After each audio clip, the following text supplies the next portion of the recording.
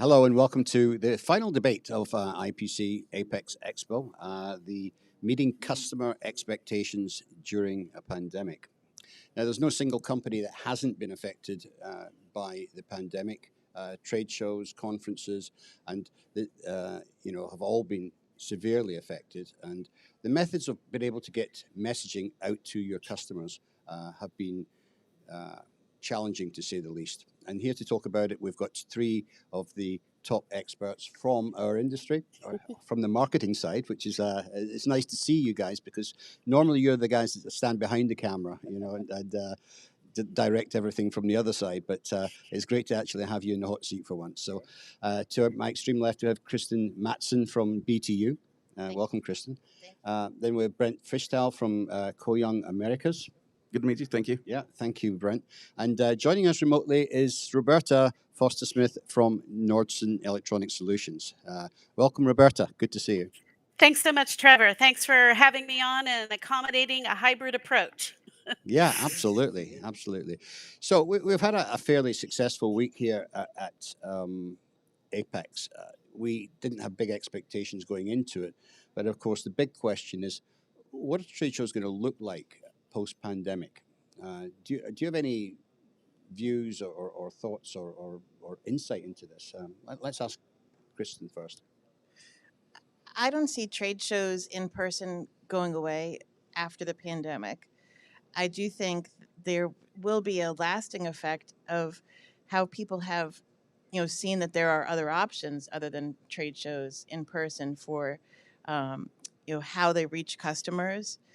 And there may be budgets that are altered to accommodate, more emphasis on customer experience centers within your factory, other options other than just focusing on in-person trade shows, which were really, I can say from our perspective, we're kind of the star of the marketing budget in the past, number of decades. We're looking at, diversifying that spend going forward. But where we have, the equipment is the star of the show, we definitely still will have major participation in any in-person events going forward. Right. I think I largely agree with you, Kristen, but I mean, the big question is that a lot of the accountants and, chief operating officers, etc., in these companies have seen the amount of money they've saved on travel budgets and this type of thing and hotels during the pandemic. And they're not going to be in any big rush to go back to that amount of spend. So what do you think, Brent? Do you think it's going to be a smaller footprint in these trade shows in the future? So I was thinking about this because we talked about that the other day. Mm-hmm. For Co-Young, we've already decided we're going to stay all in. Right. So our booth's going to remain the same size. Mm-hmm. We're going to keep with that footprint and work on that. The one thing I think we will change is how we deliver our messaging sometimes. Right. I think we might start having some live feeds into our demo room to mm-hmm. bring that in, because that section, that piece of video that we've then created, we can reuse that in other avenues, right? We can use that after the show. Yeah. We can use it to help complement our message somewhere online and digital, because that's really starting to play a part of what we're trying to do, because digital is really coming on strong. Yeah. And so I think we're going to see that integrated more into the trade shows. Yeah, I agree. Roberta, I mean, Nordson has taken, quite a different approach in some respects. You seem to be cutting back in some of your trade show activity. What's your thinking behind that?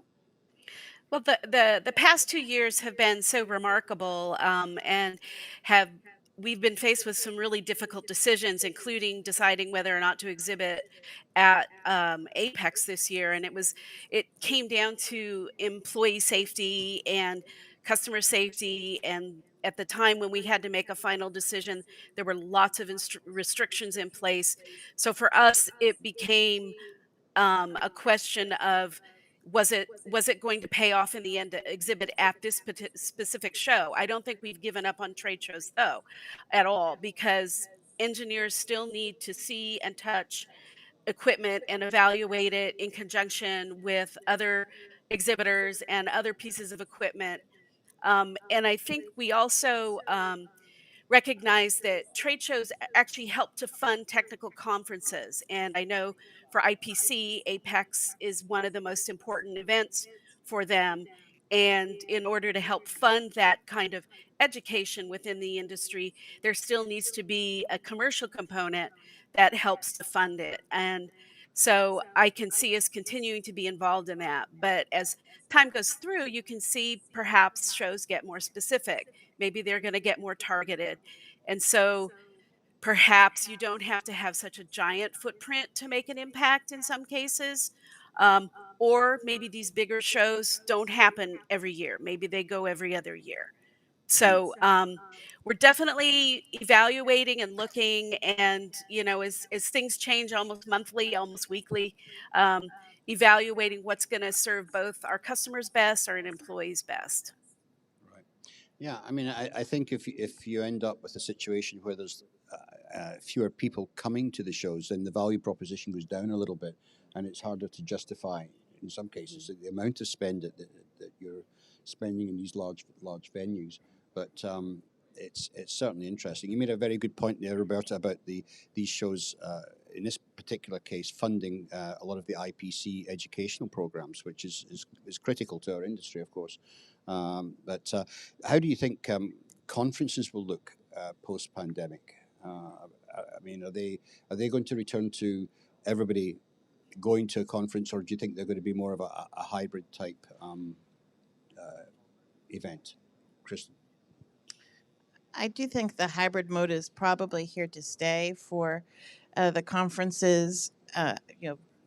This is not an area that we administer, of course, but I would see that it's an opportunity for them to sell digital conference passes. The conference passes here have a pretty hefty price tag on them. So if I were doing the math on how do I maximize my revenue or profit on my conference, I would say, let's put up a digital feed and offer a digital pass for a lower price and do the math on that. I would see that as an easy way to maximize the volume that you get in one of those conferences. Okay. Do you have any view on the conference side? Yeah, I completely agree with her. The idea of having the hybrid approach remain, I think that's absolutely going to stay around. Right. I think we found that it works. I know that the conference this year was strong, right? And it's probably because they have both options. Right. Yeah. Well, that's the professional development courses in the days leading up to the show were very well attended in-person events. I'm not sure about the hybrid side or if they had a hybrid component to it, but yeah, I think there is a place for hybrid, and but we're starting to see, especially towards the end of last year, a little bit of attrition from the numbers of people watching these things because people are getting zoomed out. Did you find that, Roberta? Yes, and I think there is still a great appeal to have in-person conferences. I believe hybrid will still be successful. There's always, and we have shown how it can be put on successfully. Even you, Trevor, you've done a series of panels.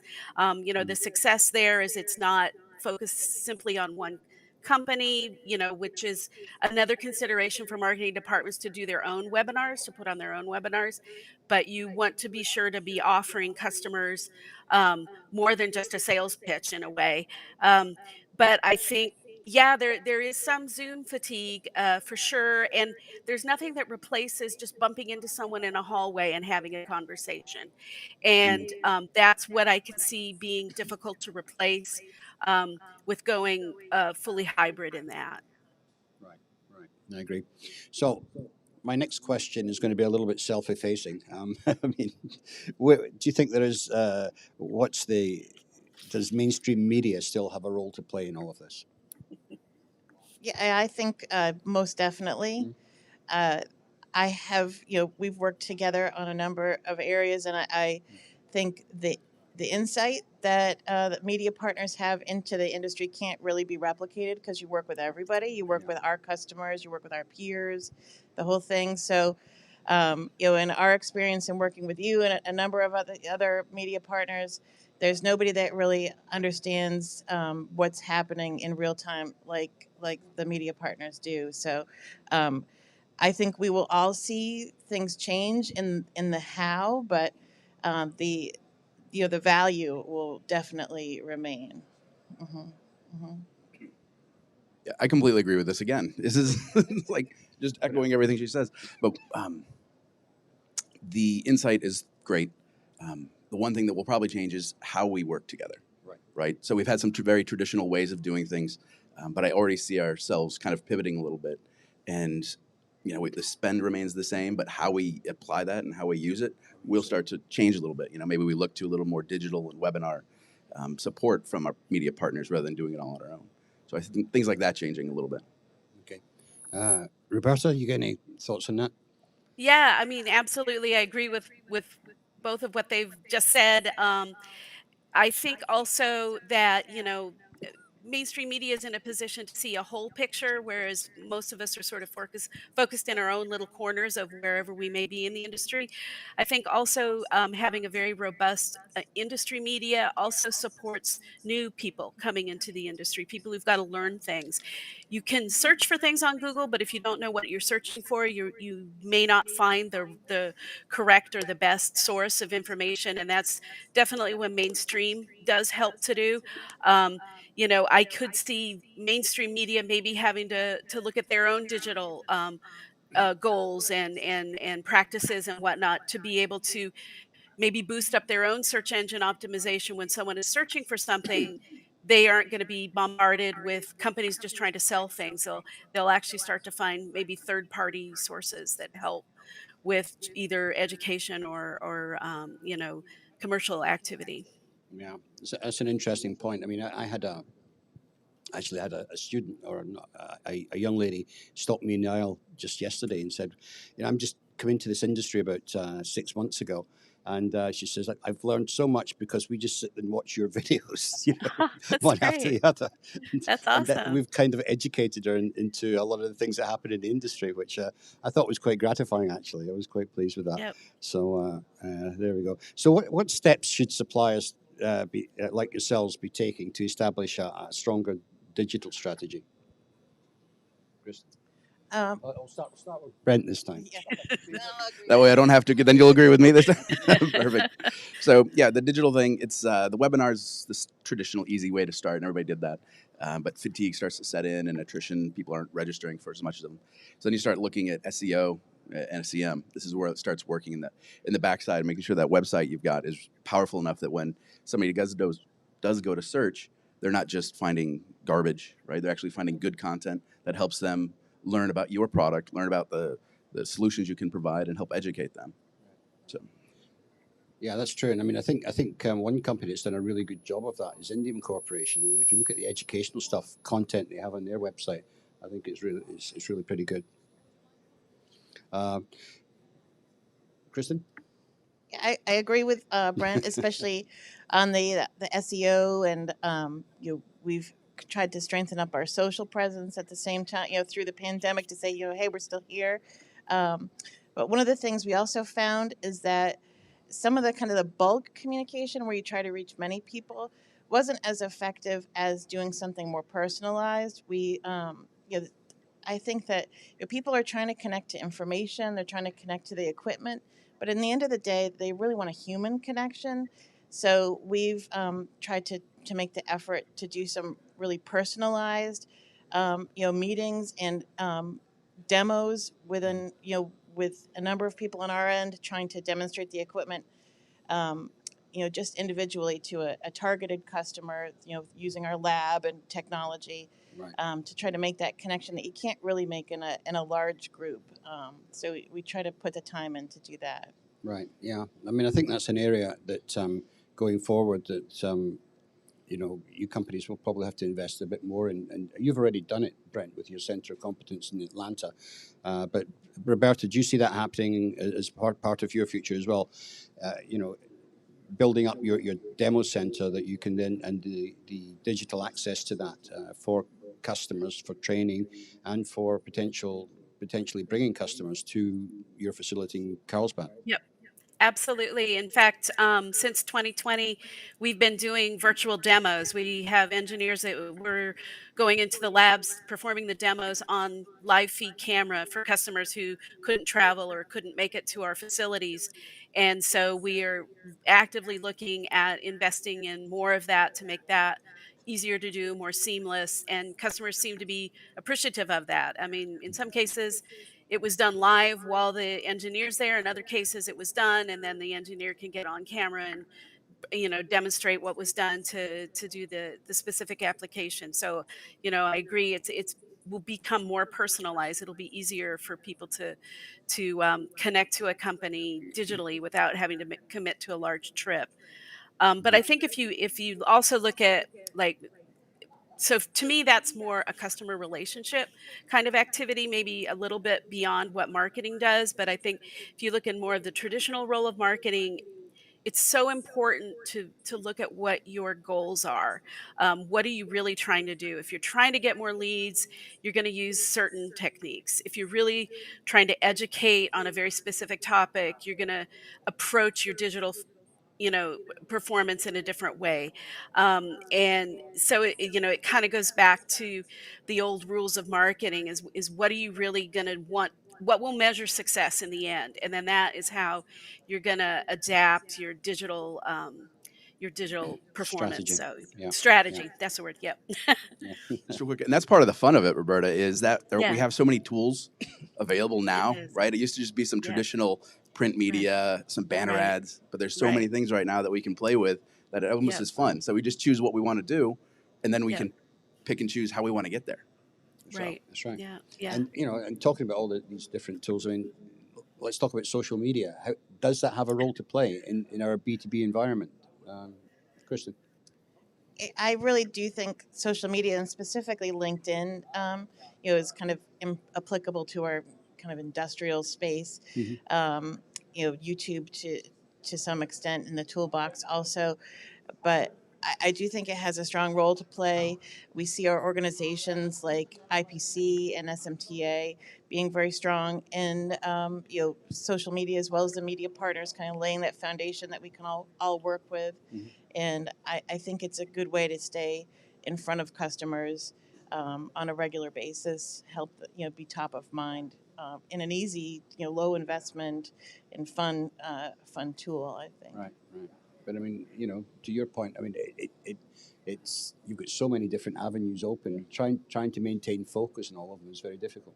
Yeah, it's a big challenge. It's where campaigning comes into play, right? You figure out what you want to do and how you want to get there, and you build a whole plan around it. Right. So yeah, we've really embraced social as well. We've really taken a big stance on it and feeding content out there. LinkedIn, of course, the biggest one, and YouTube to help people capture video and see what the machine looks like. And then some short form video is also starting to take really short form's precedence. important too. I mean, we've been doing things recently where we've been doing interviews or and then chopping them up into sound bites that are literally 10, 20 seconds, that type of thing, which is quite good. So, Roberta, do you have a strong social media strategy at Nordson?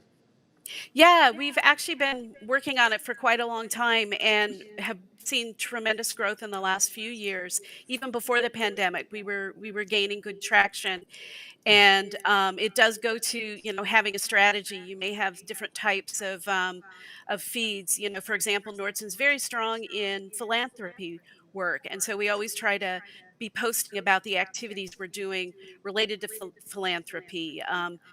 We also find posts about trade shows or about people doing things at trade shows, at least in the last year or two, have been very successful.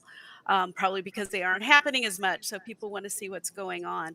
I think also social's been super helpful in reaching a network of, like, our distributors and reps.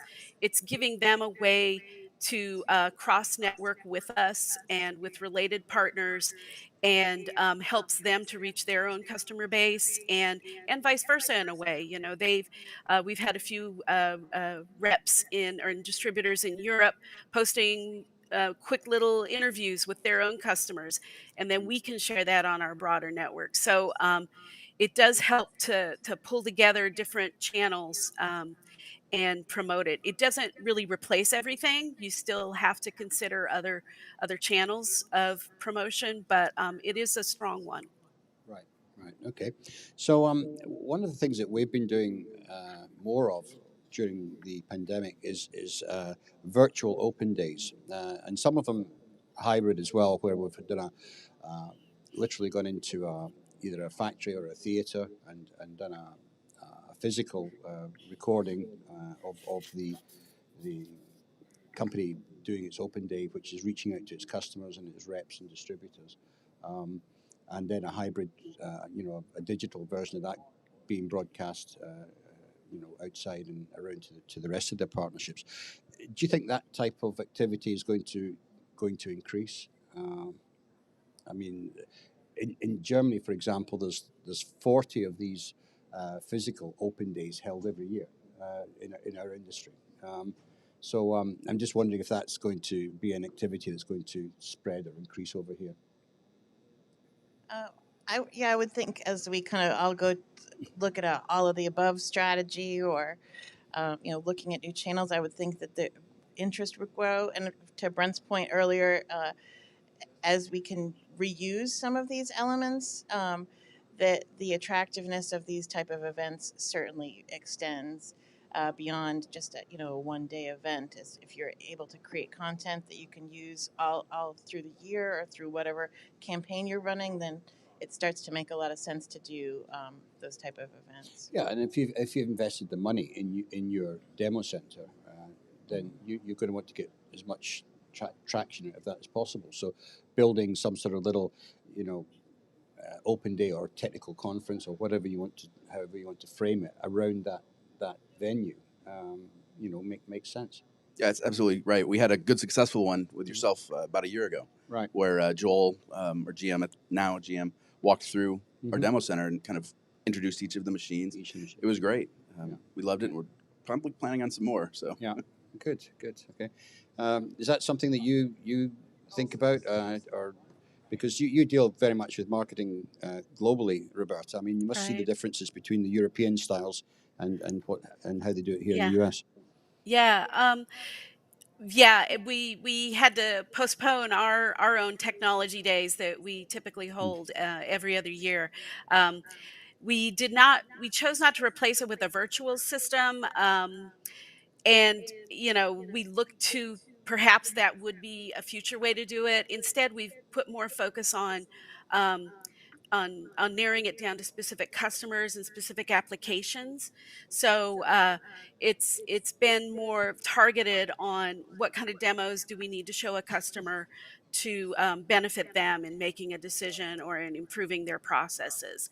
So I think it has stepped away a bit from direct broadcast kind of marketing, and instead more focusing on helping our customers.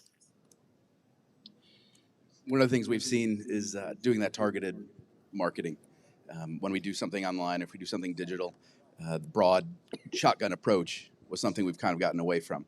We're looking specifically at an application, to your point. Conformal coding is a new thing for us, so we do something specific to that, right? Specifically conformal coding for automotive. So it got even more specific. So instead of doing this big shotgun, we kind of took out the rifle and went specific to a very targeted account and a targeted approach. Right. Okay. So my next question is a kind of interesting one. And how do you think our industry will adapt to the metaverse? Let's give that one to you first of all, Roberta. You can go first this time. Well, as a marketer, I love to see it because it means we're going to sell more equipment, right? You're going to have to make more stuff to make the world run, right? More electronics. I love it. I think in terms of our industry, for our own customer base, I can see that virtual reality is definitely going to benefit automation. It's definitely, you're going to need more adoption to Industry 4.0 or, Internet of Things. That kind of environment has to be robust and ready in the manufacturing space. But definitely Metaverse would then apply to that. So I can, that'll definitely work on it. If I shift in, put my marketing hat on for how we're going to do things, for us, our equipment has always been an issue, right? It looks like big refrigerators, just giant big boxes. And if there's a way to exhibit what's going on in there, or what's in there, what's making it special, um, sure, virtual reality, metaverse does make that more possible. Um, and then in our minds, as we look at it as a marketing team, is now how much are we going to spend on that? That's now something, it's probably more difficult to do, at least today, off the shelf. It's something you're going to need to hire specialized people to help you accomplish. So how much of your budget are you going to be applying for that? So I think bigger picture, yeah, it's gonna be a role being played in new areas, and especially as more and more younger people are taking over management roles in our industry, they are more open to seeing things like that, and they're more open to learning from things like that. Right. Okay. And either of you got any views on the metaverse, or is it just too far out there? Yeah, it's a little bit ways for us right now. I think in a related answer, not exactly your answer, but for a number of years we've been talking about the kind of generational change that will happen inevitably in our industry, and the expectations of the younger generation to have access to information. The example we always use is if you order a Domino's pizza on the app, you know exactly where that pizza is if it's on the way to you, and we feel that our customers are going to have that type of expectation for how they deal with us, whether it be parts or orders or anything. So the Yes. way that we do business and the expectations of how we interact with our customers, not just from a marketing standpoint, but from a business process standpoint, is going to evolve dramatically in the next few So, years. so you're going to be able to track your reflow oven on the sea as it's coming across the I- Atlantic. Yes. Right. Yeah. Okay, that's interesting. Yeah. Yeah, I was at CES a couple of weeks ago, and I saw an interesting company. They were making digitized models of people. Well, they actually weren't digitized; they were real people, but they had digitized their images. So you could literally write a script, and this model would say exactly what you wanted, which I thought was great. So I said to the guy, "Can you digitize anybody?" He says, "Yes, we can, but it's quite expensive. It's about $15,000 or something like that, But then they could replicate everything, every facial expression you have, every movement you have, etc." I thought, well, that's a really good idea, because I'm not getting any younger. I could still be doing this at 85. It's funny, Yeah. but there you go. So, the final question, just to round it off, what is your single most effective strategy to reach current and prospective customers? Kristen, we'll let you go first on that. The word single most makes it a tough question, right? It does. It seems like, there's a lot of things that we do as marketers that are effective. And certainly the digital tools are great because you can measure how effective they are, which makes it really satisfying for those of us that grew up in print where you could only count on the circulation numbers and you didn't really know. So, we know numerically what's working in different areas, but I really don't think there's a substitution for the overall network of human network within the organization. That really can't be replicated. But So not really, to minimize the marketing no, department, but no, but so the, what you're really saying is that the trade shows and conferences are still, with human interaction, Yes, are still the key element. people that put on their sneakers and march out to the customer sites, Yeah. those people cannot be replicated in a LinkedIn post or a YouTube video. Just can't be. Good point. Mm-hmm. Brent, I Yeah, agree. Yeah, no. Yeah, even though face-to-face is super important, right? We're seeing people are relying more on digital to start forming their opinions and making decisions. So that whole digital part of it is important. I love face-to-face. I love these shows. I love the conferences. I love getting together. But, we talked generational a little bit a minute ago. We're seeing more people are going online and forming 70% of their opinion before they even reach out and pick up a phone or come to a conference. So that digital side is pretty important, right? So the targeting aspect is even more important, right? We got to figure out exactly who we're trying to go for and what we're trying to do. I think that's true, and it's an interesting point because I think a lot of the people that come to these trade shows have already made their buying decision before they get here. they're really just coming here for reinforcement that they've made the right decision. Yep. There's a lot of that goes on. Yeah. Roberta, what's your Yeah. single most effective strategy to reach current and prospective customers? Well, I agree with what's been discussed already, but I mean, if I narrow it down to just as a marketer, what's our single most effective? And it's direct emails. It's reaching effectively, to our known customers on what their interests are. That does help generate really strong interest, and it also reaches our business partners who are going to reinforce that message. And, yes, our sales team is super important. And in fact, what we've been doing more in the last year or so is to work more closely with the sales teams to understand what their goals and needs are and coordinate what we're doing in marketing with those efforts so that we're more in concert with what is needed. It's not just marketing coming up with fantastic plans and programs and then pushing it to the field. It's really trying to make it a two-way street. So they're feeding back to us what's worked, what's not worked, what they really need more of, what they need less of, and that is helping us to evolve to a better space in really concentrated selling. Yeah. Great. Well, this has been a really interesting debate. I've enjoyed it enormously, but I'm afraid we're running out of time. So I want to thank our panel for taking part, and it's nice to. I'll let you go behind, back into the woods again, and till the next time. So I want to thank Kristen Matson from BTU, Brent Fischtal from Co-Young, and of course Roberta Foster-Smith from Nordson Electronic Solutions. Thank you, everybody, for taking part, and thank you to our audience for watching today.